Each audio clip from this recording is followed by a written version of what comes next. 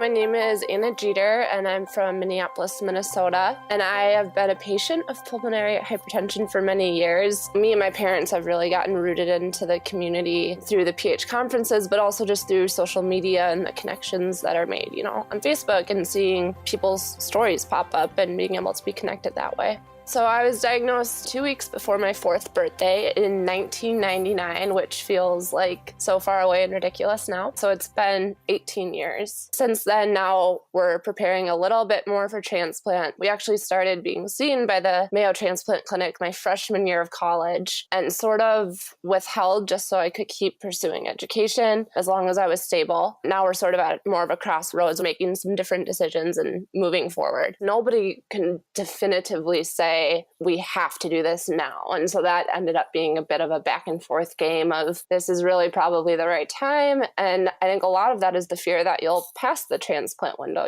Once you decline too much, you in a way lose your opportunity. And that's something we never want. And so it's better to be conservative. And we're almost approaching it probably right on the cusp of when I'm entering the transplant window, but we would rather be conservative in approach. But now we finally have a consensus and we're able to move forward with a lot of peace. And so that feels really good. I actually just graduated in May from Bethel University with my nursing degree, and I passed my nursing boards in June. So I am a registered nurse. I think this is a sentiment that almost any PH patient would agree with, but your nurses play an incredible role in your care. And I think as a kid growing up with a rare complex illness, nurses were the easiest to trust. I mean, I received incredible care from incredible doctors, but the nurses were more the comfort and more of the putting you at ease, treating you like a kid or treating you like something that was just more than your illness. And that just was incredibly impactful to me. So initially going into college, it was kind of this concept of wanting to give back and wanting to be able to step in this role that had meant so much to me and that I felt like I had a really good understanding of. And I think the medical field is always interesting to a patient because I grew up with it and I know so much about medicine that other people aren't able to experience at a young age. And so that was really,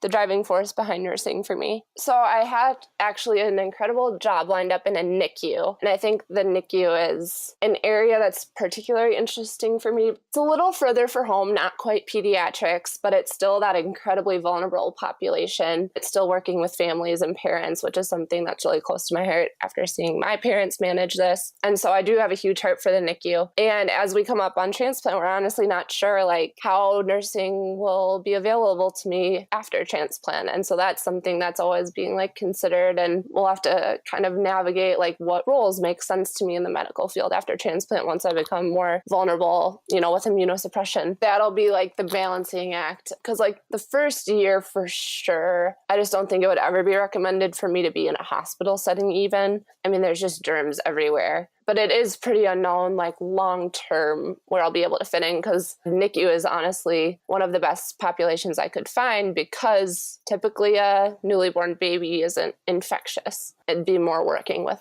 severe care that's not infectious, which would be pretty ideal. But it's just a matter of whether or not it's safe for me to be in a hospital environment at all. So that'll definitely be an ongoing conversation. And my nursing education is always going to serve me, and it's always going to allow me to serve others. It's just figuring out how that'll work and what it'll look like. But I do think there's always going to be ways for me to positively interact with patient populations, whether it's being in a nursing role or just using nursing knowledge to be able to relate in an impactful way. Some people become nurses because their mom or their aunt or they're just a family of nurses, and that's what they know from the professional aspect. And so that's why they step into the role. And then there's a lot of my peers who maybe didn't experience health struggles personally, but for sure have seen a mother go through breast cancer or something like that, where it's really left them raw and wanting to step into that role for those reasons. And then there's me, and I think it was unique to be stepping in, having so much patient experience. I don't know if that's quite as common, but there's always for sure those reasons. I mean, nursing is a very oddly personal career to step into, and I think people always have a bit of history with why they're doing it. Going to college was a bit of a whirlwind for me. So right when I graduated high school, stuff just really took a dip for me health-wise, and that summer is probably one of the sickest periods I had, and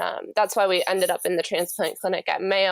And we were able to correct some stuff off and my health kind of took its usual upswing and I stabilized again. But it was this period where we're like, wow, I might not be able to go to college. And that was like a very real fear. So that combined with just even having pulmonary hypertension and then suddenly my mom, and dad having to send me off was all pretty extreme. And I think there's definitely shifts in responsibilities, having to mix my own IV medications, having to be my own reminder for like taking my pills every day. And I feel like that's stuff that we worked on shifting those responsibilities during high school, but it's definitely a bigger deal when you're like going away to school and your mom's not around every day. And my school was 45 minutes from home, so not a horrible distance. And my mom would still, play her role, still do pill trays and, bring them to me and tried to still carry some of the burden so that like I could just be focused on being a college student. But I think probably most of the anxiety was on my parents, which isn't something they always share. But I think you're sending your relatively sick child off to school to be on their own and you never know what can happen. And so that's for sure a fearful thing. But it's also just a matter of like communication and me being able to take ownership and say like, hey, I know my limits. I know when something's wrong. I know when I need to be like prioritizing health over all else. And so, yeah, those were all interesting things to approach going into freshman year for sure.